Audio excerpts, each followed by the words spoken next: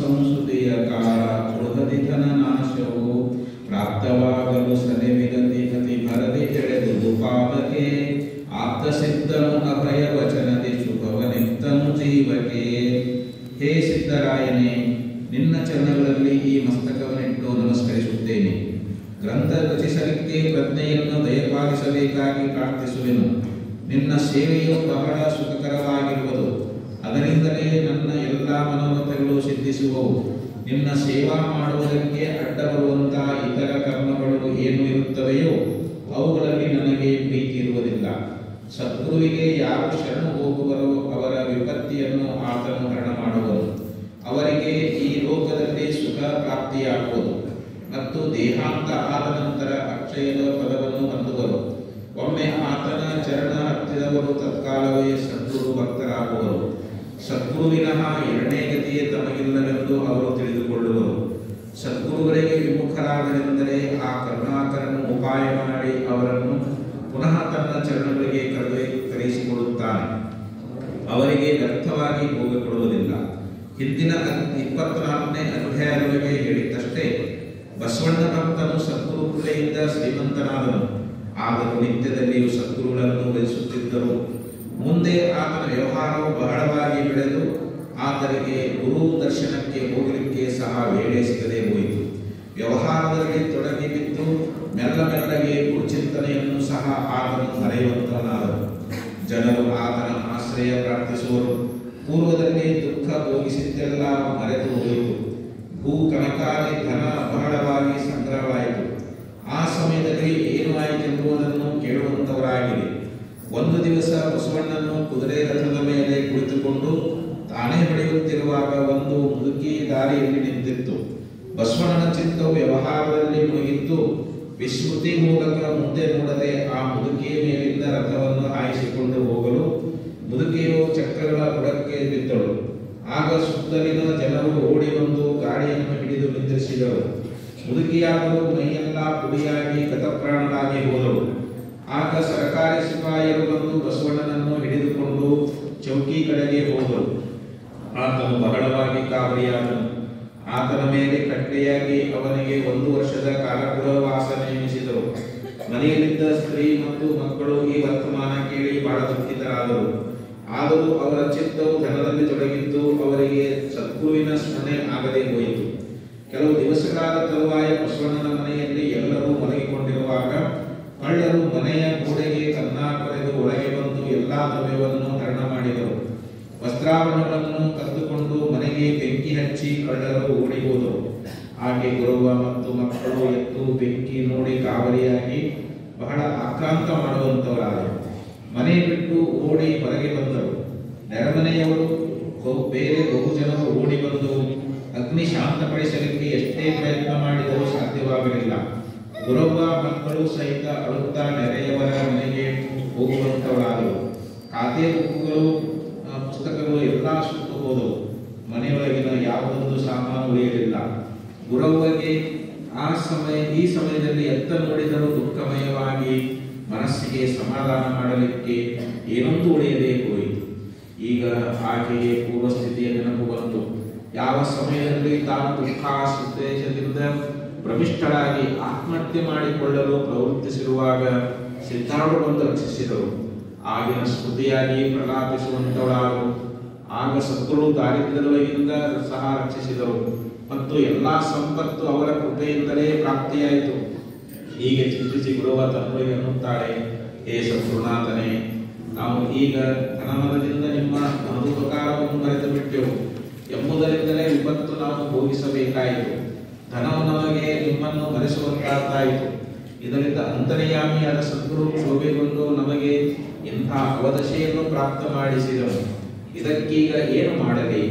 ಹಿಂದೆ ಸಂಕಟ ಬಂದಾಗ ಯಾವಾತನು ಬಂದು ರಕ್ಷಿಸಿದ್ದನು ಆತನನ್ನೇ ಕುರಿತು ಈಗ ಶರಣು ಹೋಗತಕ್ಕದ್ದಾಗಿರುತ್ತದೆ.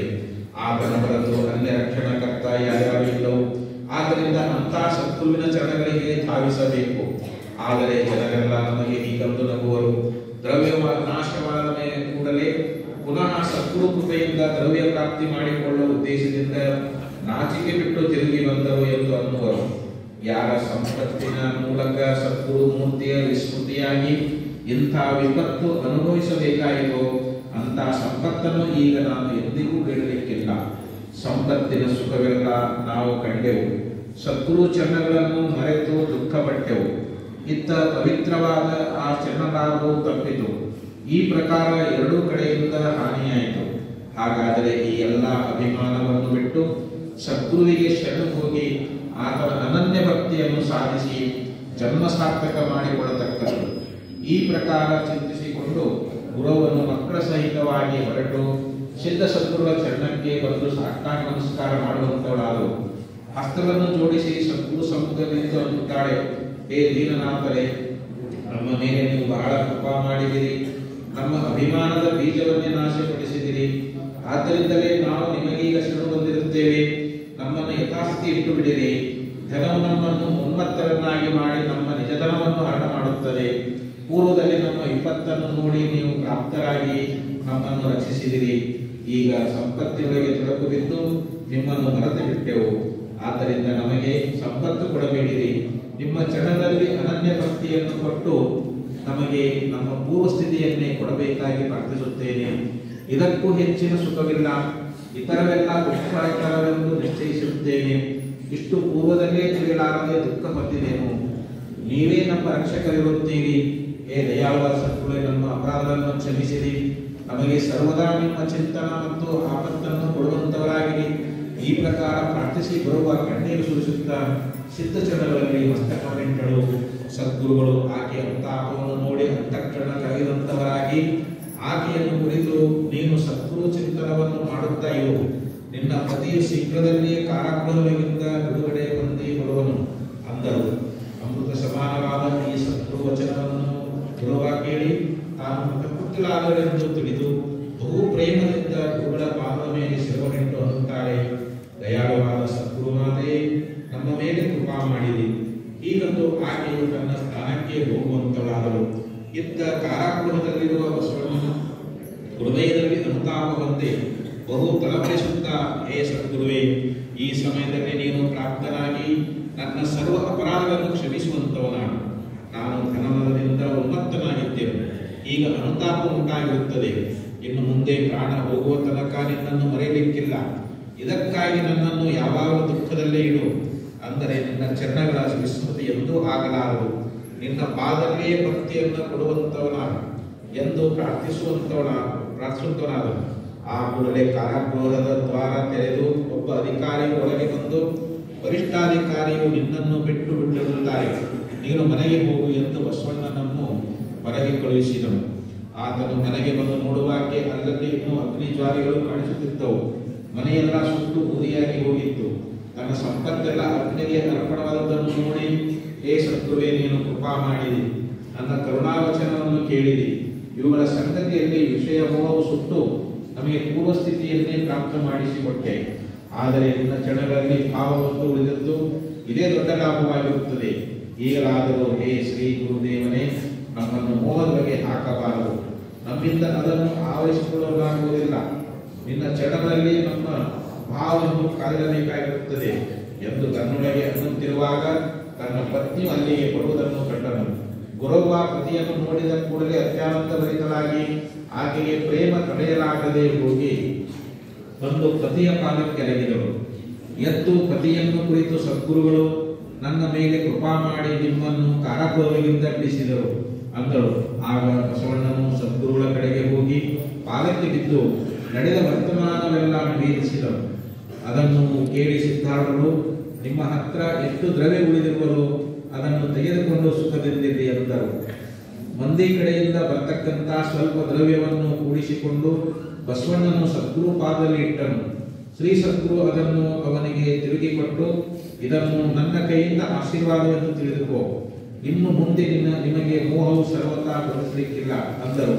ಬಸವಣ್ಣನು ಆ ದ್ರವ್ಯವನ್ನು ತೆಗೆದುಕೊಂಡು ದರಿದ್ರಾವಸ್ಥೆಯಲ್ಲಿ ಕಾಲಕ್ಷೇಪ ಮಾಡುತ್ತಿದ್ದು ಸದ್ಗುರುಗಳನ್ನು ಎಂದೂ ಮರೆಯದೆ ಅವರ ಅಖಂಡ ನಾಮಸ್ಮರಣೆಯೊಳಗೆ ತತ್ಪರನಾಗಿದ್ದನು. ಆ ದಂಪತಿಗಳಿಗೆ ಋಣವೈರಾಗ್ಯ ಪ್ರಾಪ್ತವಾಗಿ ಸಂಸಾರಕ್ಕೆ ಉದಾಸೀನರಾದರು. ಅನಂತರ ಅವರಿಗೆ ಸದ್ಗುರುಗಳು ಕೃಪೆಯಿಂದ ಜ್ಞಾನವನ್ನು ಬೋಧಿಸಿ ಭವಭಯವನ್ನು ನಾಶ ಮಾಡಿದರು. ಇದರ ಲಕ್ಷಾರ್ಥವೇನೆಂದರೆ, ಜೀವನಿಗೆ ವಿಷಯ ಸಂಸರ್ಗ ಪ್ರಾಪ್ತವಾದ ಕೂಡಲೇ ಮೋಹಮತಿಗಳು ಹತ್ತುವು. ಆದರೆ ಇದು ಸದ್ಗುರುನಾಥನ ಮನಸ್ಸಿಗೆ ಬರಲಿಲ್ಲ ಮತ್ತು ಅವರ ಮೋಹ ಬಿಡಿಸಲಿಕ್ಕೆ ಉಪಾಯವನ್ನು ಚಿಂತಿಸುವನಾದನು. ಜೀವನ ಕೈಯಿಂದ ಮಮತಾ ಎಂಬ ಮುದುಕಿಯನ್ನು ಬಂಧಿಸಿ ಜೀವನನ್ನು ಯೋಗ ಸಾಧನವೆಂಬ ಕಾರಕೊಳಗೆ ಇಡಿಸಿದನು. ಆಮೇಲೆ ಶಮದಮಾದಿ ಕಳ್ಳರು ಬಂದು ನಾನಾ ವಾಸನ ಎಂಬ ದ್ರವ್ಯವನ್ನು ಕದ್ದುಕೊಂಡು ಸಂಚಿತವೆಂಬ ಗೃಹವನ್ನು ಸುಟ್ಟು ಬಿಟ್ಟು ಅವರೆಲ್ಲ ಓಡಿ ಹೋದರು. ಆಮೇಲೆ ಜೀವನ ಚಿತ್ತಶುದ್ಧಿ ಆಯಿತೆಂದು ತಿಳಿದು ಸದ್ಗುರು ಯೋಗಾಭ್ಯಾಸಗಳಿಗಿಂತ ಬಿಡಿಸಿ ಆತನಿಗೆ ಬ್ರಹ್ಮಜ್ಞಾನವನ್ನು ಬೋಧಿಸಿ ಭವಸಾಗರಗಳಿಗಿಂತ ಉತ್ತರಿಸುವಂತವನಾದನು. ಹೇ ಸುರಧನುವಿಗ, ಯಾವುದರ ಶ್ರವಣ ಮಾತ್ರದಿಂದ ಭವಬಂಧನ ನಾಶವಾಗಿ ಸದ್ಗುರುಚರಣಗಳು ಲಭಿಸುವವೋ ಅಂತ ಸೊಗಸವಾದ ಕಥನವನ್ನು ಮುಂದಿನ ಅಧ್ಯಾಯದಲ್ಲಿ ಕೇಳುವಂತವರಾಗಿರಿ. ದಯಾಪೂರ್ಣವಾದ ಸಿದ್ಧ ಸದ್ಗುರು ಆ ತಾನು ಭಕ್ತ ರಕ್ಷಣೆಯನ್ನು ಕೈಗೊಂಡವನಾಗಿ ಹೆಚ್ಚು ಕಡಿಮೆ ಎಂಬ ಭೇದಗಳಿಲ್ಲದೆ ಎಲ್ಲರ ಮೇಲೆ ಸಮಾನ ಕೃಪೆ ಮಾಡುವನು ಎಂಬುದಕ್ಕೆ ಸಿದ್ಧಾರ್ಥಕಾಮೃತದೋಳು ಶ್ರವಣ ಮಾತ್ರ ಸ್ವರೂಪಾಪಸ್ ಮಾಡುವಂತ ಅತಿ ಮಧುರವಾದ ಈ 25ನೇ ಅಧ್ಯಾಯವನ್ನು ಶಿವದಾಸನು ಶ್ರೀ ಸಿದ್ಧಾರ್ಥ ಸದ್ಗುರು ಚರಣಾರವಿಂದರಲ್ಲಿ ಅರ್ಪಿಸಿರುವನು.